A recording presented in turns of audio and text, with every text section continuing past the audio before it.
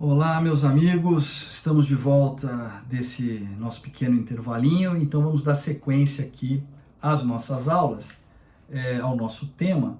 E eu estava explicando para vocês que a obrigação cambial impõe a solidariedade entre todos os codevedores, né? Então, aquela ideia geral de solidariedade do Código Civil se aplica aqui, vale dizer.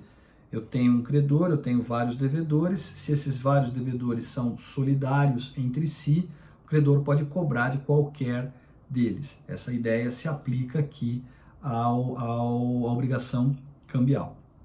Entretanto, quando se fala do direito de regresso, que lá no Código Civil também está regulado, aí existem diferenças fundamentais entre o direito de regresso do Código Civil, na solidariedade do Código Civil, e o direito de regresso da solidariedade cambial, da obrigação cambial. Então nós vimos, por exemplo, que existem três diferenças fundamentais. A primeira é que nem todo mundo tem direito de regresso. O devedor principal, aquele que inicia toda a cadeia de codevedores, ele não tem direito de regresso. Quem que é o devedor principal?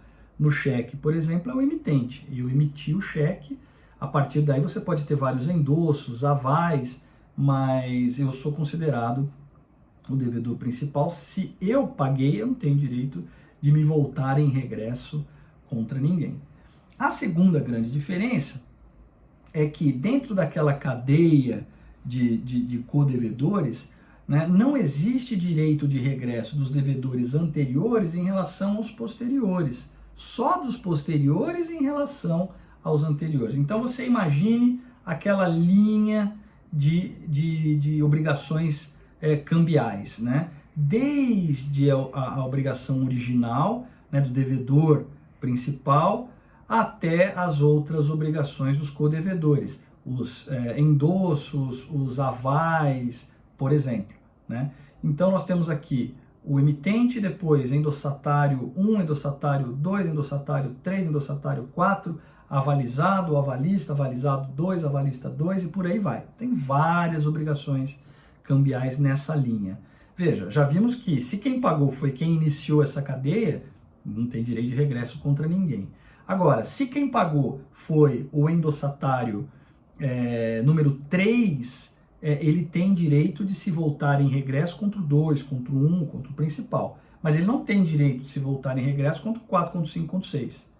Ok? Numa cadeia de aval também, né, se quem pagou foi o avalizado, evidentemente ele não tem direito de regresso contra o avalista. Agora, se foi o avalista, ele tem direito de regresso contra o avalizado. Então, basta você imaginar uma linha do tempo com aquelas obrigações cambiais. Quem está lá para trás tem direito de voltar-se em regresso aqui para frente. Agora, quem está aqui para frente não pode voltar-se em regresso lá para trás. Há uma hierarquia entre essas obrigações cambiais. Então, essa é uma segunda diferença importante. E uma terceira diferença importante é a de que o regresso ele se exerce pela totalidade e não pela cota-parte. Lá no Código Civil, né, nós já vimos que o devedor solidário que pagou integralmente a dívida pode se voltar em regresso contra os coobrigados solidários, exigindo de cada um deles a sua cota-parte. Quando se trata de obrigação cambial, não.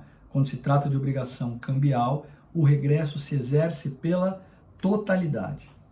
Existe apenas uma exceção, onde o regresso se faz pela cota-parte, onde o coobrigado vai exigir a cota-parte dos outros. É o caso de coavais, 2 ou 3 ou mais avalistas para a mesma obrigação avalizada, né? Em caso de coavalistas, aí sim, nesses casos de avais simultâneos, aí esse avalista poderia se voltar contra os demais avalistas ou coavalistas simultâneos pela cota-parte, não pelo integral, ok? Mas, em regra, quando se trata de obrigação cambial, o regresso se dá pela integralidade, não por cota-parte.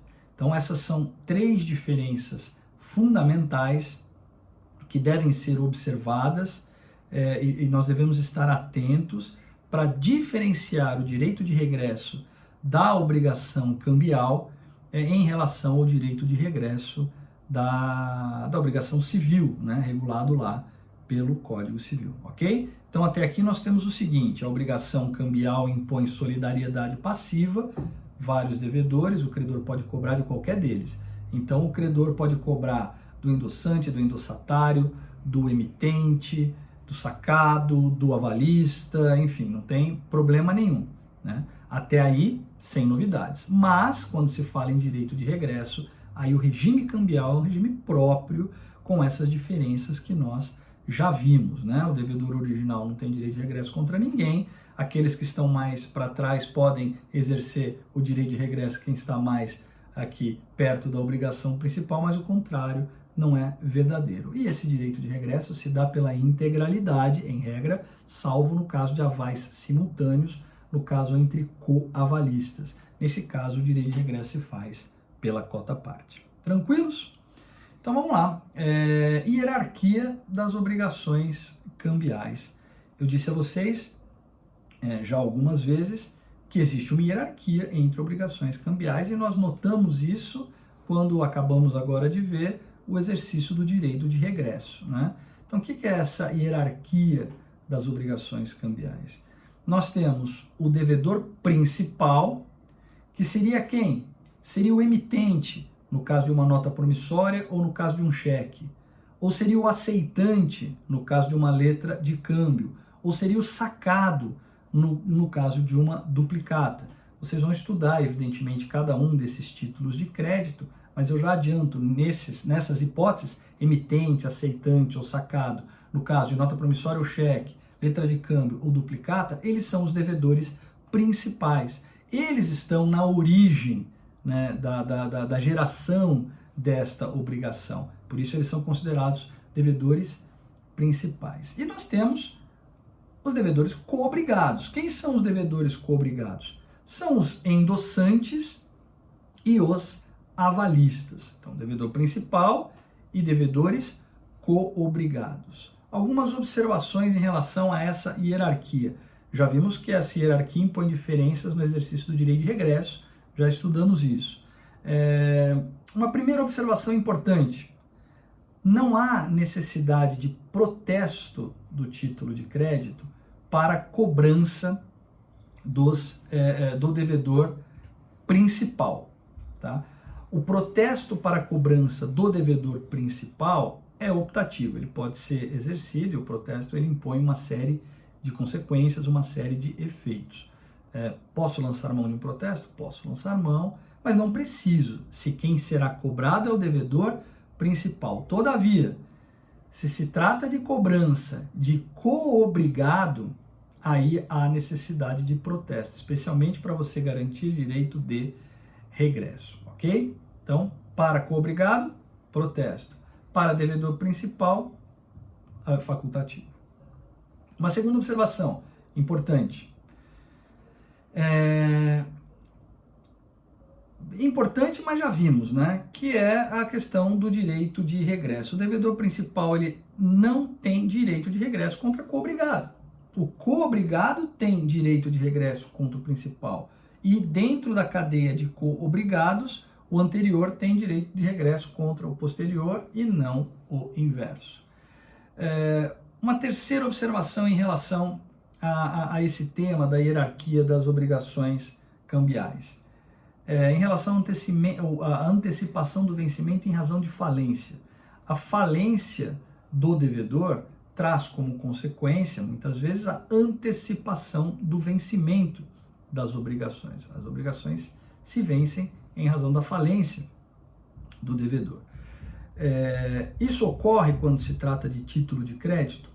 Ocorre, mas só e somente só quando se trata da falência do devedor principal, né? No caso, o emitente do título, pegando o exemplo aí do cheque ou da nota promissória, o emitente teve sua falência decretada, vencimento antecipado da obrigação. Agora, se dentro dessa obrigação você tem coobrigados, né, você tem toda aquela linha, a falência do endossante número 2 ou do avalista não interfere na questão do vencimento antecipado, né? Não haverá o vencimento antecipado. Portanto, só a falência do devedor principal impõe vencimento antecipado, falência do devedor coobrigado não impõe isso. Ok? Vamos fazer então mais um intervalinho para respeitar o tempo de cada parte da aula e o peso do arquivo, e daqui a pouco a gente volta. Vocês aproveitam, tomam um cafezinho, descansam um pouco e a gente já volta daqui a pouquinho, continuando com a matéria. Até já!